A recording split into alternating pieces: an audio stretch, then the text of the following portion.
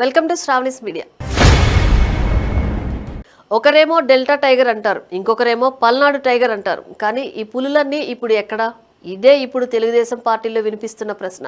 YCP మాజీ మంత్రి అంబటి రాంబాబు బూతుల వ్యవహారం టీడీపీలో పెద్ద దుమారం రేపుతోంది. టీడీపీ అధినేత సీఎం చంద్రబాబును అంబటి రాంబాబు నోటికొచ్చినట్లు బూతులు తిట్టారు. దీంతో రాష్ట్ర వ్యాప్తంగా ఉన్న తెలుగు తమ్ముళ్లు అంబటిపై ఫైర్ అయ్యారు. ఇప్పటికే రాష్ట్ర వ్యాప్తంగా అంబటిపై 40 వరకు కేసులు నమోదు చేశారు. అంబటిని పోలీసులు అరెస్టు చేసి రిమాండ్కి పంపగా కోర్టు బెయిల్ మంజూరు చేసింది. ఇక అంబటికి ఏదో అన్యాయం జరిగిపోయిందని కాపు నేతపై చంద్రబాబు కక్ష సాధిస్తున్నారంటూ వైసీపీ అధినేత మాజీ సీఎం వైఎస్ జగన్మోహన్ రెడ్డి పెద్ద ర్యాలీ చేసి మరీ విమర్శలు చేశారు.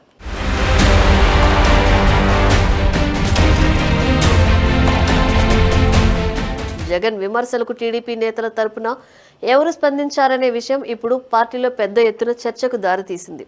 చంద్రబాబుపై అంబటి రాంబాబు అనుచిత వ్యాఖ్యల తర్వాత ఆయన ఇంటి దగ్గర నిరసన వ్యక్తం చేసిన నేతలెవరు అని పార్టీ పెద్దలు ఆరా తీస్తున్నారు. ఇలా ధర్నాలు, ఆందోళన చేసిన వారిలో ఉమ్మడి గుంటూరు జిల్లాలో పులులు అని చెప్పుకునే ఒక్క నేత కూడా కనిపించడం లేదంట.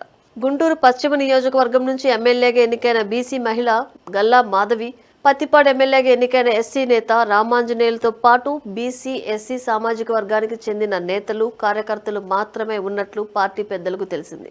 నిజానికి ఉమ్మడి గుంటూరు జిల్లాకు చెందిన నేతలంతా గుంటూరులో లేదా హైదరాబాద్లో ఉంటారు. డెల్టా టైగర్ అని చెప్పుకునే ఆలపాటి రాజేంద్ర ప్రసాద్, ధూళిపాల నరేంద్ర, పల్నాడు టైగర్ అనిపించుకునే ఎరపతినేని శ్రీనివాస్, మేమే పార్టీ, మాదే పార్టీ అని గొప్పగా చెప్పుకునే ప్రత్తిపాటి పుల్లారావు, భాష్యం ప్రవీణ్ వంటి కమ్మ సామాజిక వర్గం నేతలంతా గుంటూరులోనే ఎక్కువగా ఉంటారు. ఇంకా చెప్పాలంటే అంబటి బూతులతో రెచ్చిపోయిన రోజున వీరంతా గుంటూరులోనే ఉన్నట్లు కూడా ఇంటెలిజెన్స్ వర్గాల నుంచి పార్టీ అధినేత చంద్రబాబుకు నివేదిక చేరినట్లు తెలుస్తోంది.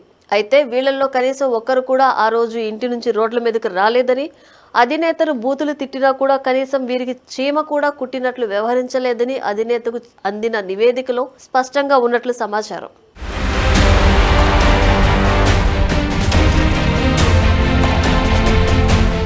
అంబటి నివాసం దగ్గరకు ఆగమేఘాల మీద వచ్చిన వారంతా బీసీ కార్యకర్తలతో పాటు దళిత దండోరా వర్గానికి చెందిన వాళ్లే ఉన్నారని స్పష్టమవుతోంది.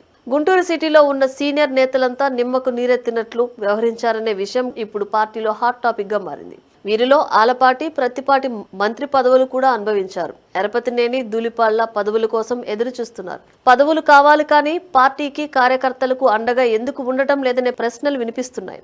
అయితే ఈ ప్రశ్నలకు సమాధానం తెర వెనుక వ్యాపార సంబంధాలేనా అనే ఆరోపణలు వినిపిస్తున్నాయి. కొంతమంది నేతలైతే ఇలా ధర్నాలు, ఆందోళనకు వెడితే సొంత పార్టీ నేతలని కూడా చూడకుండా కేసులు పెడతారని, కాబట్టి మళ్లీ అవసరమా అని గమ్ముగా ఉన్నారనే మాట కూడా వినిపిస్తోంది.